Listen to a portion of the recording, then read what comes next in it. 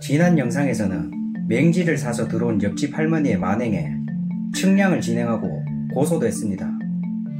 경찰 조사를 받고 검찰에 송치가 되어도 눈 하나 깜짝 안 하던 옆집 할머니가 측량 결과에 사과를 했고 다시는 안 그러겠다고 마을 사람들 앞에서 싹싹 빌었습니다.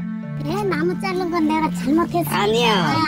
아니 측량은 그거 내가 아저씨 나무 자르고 그런 거 내 미안하니까 그거 내가 이제 나이가 80이라 돼가지고 아저씨가 생각할게요. 예. 신고에 났나 고소에 났나. 그러나 그거 치아한테 치아장 이게 제가 치아가 안 됩니다. 왜 안 되나?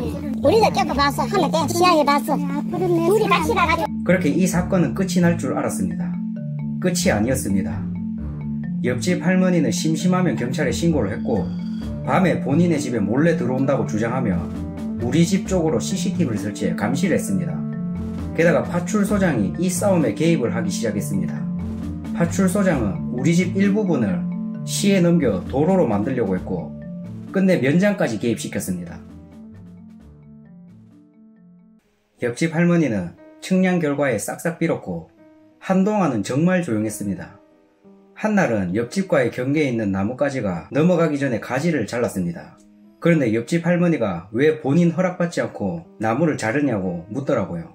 네? 라고 대답을 하니 아니 그 나무가 있는 곳이 내 땅인지도 모르는데 왜 허락 없이 자르냐고 하더라고요. 그래서 여기도 측량을 해볼까요? 그러니 그냥 성질을 내면서 가더라고요.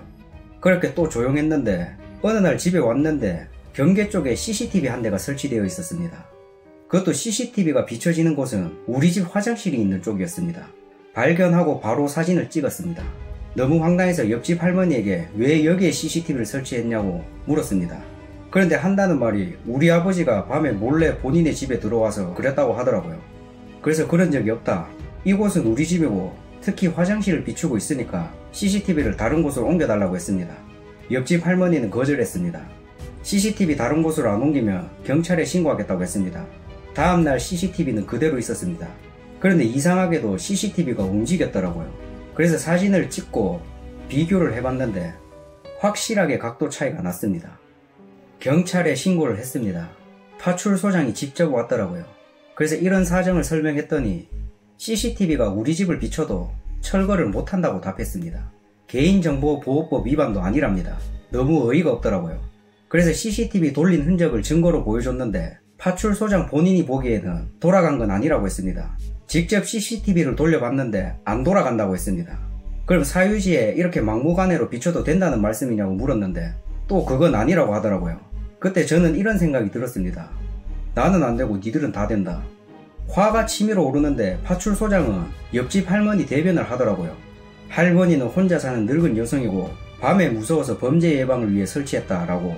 아니 범죄 예방을 하는데 왜 우리 집 쪽으로 CCTV를. 미리 말씀드립니다. 이 건은 고소했고 경찰이 안 된다고 해서 이의 신청했고 현재 검찰에서 진행 중에 있습니다. 전 정말 이해가 가지 않았습니다. 한 판례에서는 실제 주택 내부가 선명하게 보이는지와 관계없이 주택을 향하는 CCTV의 존재만으로도 사생활 침해에 불편을 겪었을 것이 분명해 보인다며 벌금형을 선고했습니다. 근데 이 파출소장은 무조건 아니다 라고 하더라고요. 그래서 할 수 없이 CCTV보다 더 높은 가림막을 설치했습니다. 그러자 옆집 할머니가 왜 이런 거 설치하냐며 허락받았냐고 하길래 경찰에 신고하시던가 고소를 하시던가 마음대로 하라고 했습니다. 이때 옆집 할머니의 의도는 땅이라는 확신이 들었습니다. 대놓고 우리 집 땅을 뺏어서 자신의 맹지를 대지로 만들려고 수단과 방법을 가리지 않았습니다. 그래서 경계 측량대로 슬레이트 담을 만들었습니다. 옆집 할머니는 동네에 또 허위 사실을 유포했습니다. 그런데 아무도 믿지 않았습니다. 이솝우화의 유명한 이야기 중 하나인 양치기 소년에 대하여 모르나 봅니다.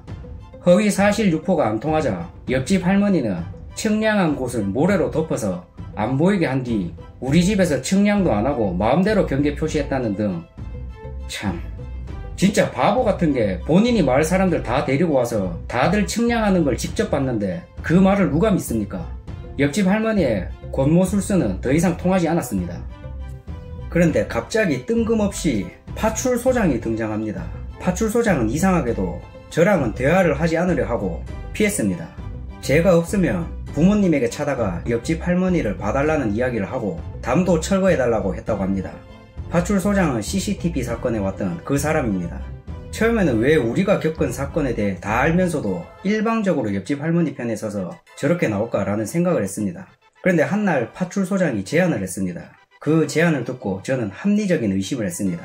유착관계가 있을지도 모르겠다. 파출소장은 우리 집 일부분을 시에 넘겨 도로로 만들자고 제안했습니다. 파출소장이란 공직자가 옆집 할머니의 맹지를 대지로 만들어주려고 한 것입니다. 파출소장은 이러한 합의를 위해 면사무소에서 밤에 대화의장을 만들었습니다. 부른 사람은 수상하게도 면장, 파출소장, 옆집 할머니, 어머니 이렇게 단 넷입니다. 아니 왜 집에 명의장인 아버지도 아니고 저도 아닌 어머니를 부른 걸까요? 그래서 제가 어머니와 동행하겠다고 했는데 파출소장은 제가 감정적이라며 옆집 할머니와 싸울 수 있으니 오면 안 된다고 하면서 어머니 혼자만 오라고 강조했습니다. 저도 안 된다, 제가 무조건 가겠다 라고 하자 파출소장은 본인이 만든 대화의장을 깨버렸습니다. 그리고 파출소장은 저를 계속 피하고 부모님에게만 접근해 이야기를 계속했습니다.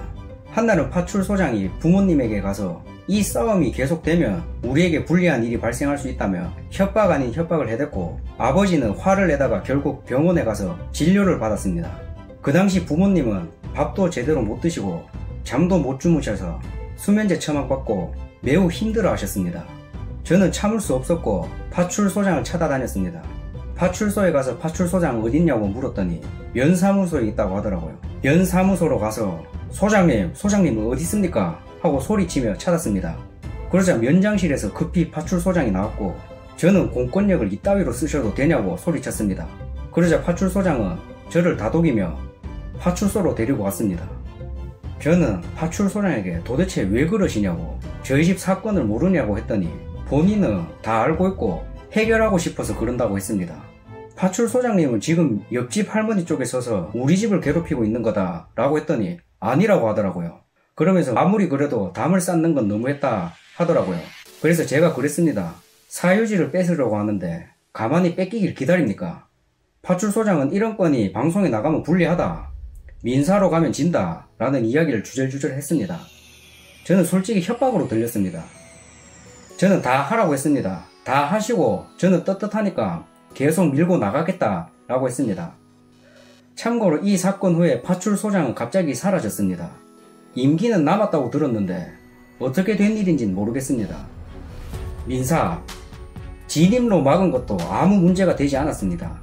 옆집 할머니가 도로교통방해로 신고했지만 측량계로 담쌓은 것은 아무 문제가 되지 않았습니다.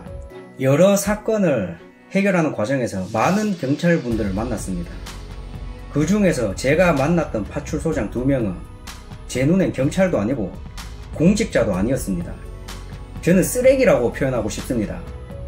이런 인간들 때문에 경찰 전체 이미지 훼손되고 그에 따라 사명감 가지고 일하는 경찰을 꿈꾸는 많은 사람들이 피해보는 겁니다. 훗날 밝힐 영상이 있습니다. 그 영상을 보시면 왜 이렇게까지 표현했는지 알게 되실 겁니다.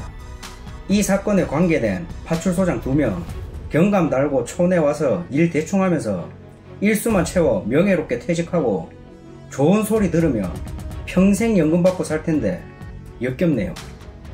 할머니가 경찰도 동원하고 공무원들도 동원하고 마을에 소문도 냈지만 어떤 것도 통하지 않았습니다. 오히려 옆집 할머니의 여론은 싸늘했습니다. 이렇게 자식도 없고 혼자 사는 연약한 할머니 전략이 통하지 않자 아들이 등장합니다. 아니 이거 누가 해놨는데 이거를 사과하셔야 돼. 그래 가져가 해보시고 그다음에 20일에 뭐 무슨 말을 할 거 아니에요, 그죠? 증거를 하려거나 사진을 찍든지 뭐 해야 될 거 아니에요. 몇 개월 전에 우리 옆 동네에 공항 생긴다 그래서 말이 좀 많았었어요. 그리고 여기가 요 근처가요? 네, 이 농농단지가 또 크게 생겨요. 그래 땅값이 자꾸 오르고 하니까 그래서 그런 것 같아요.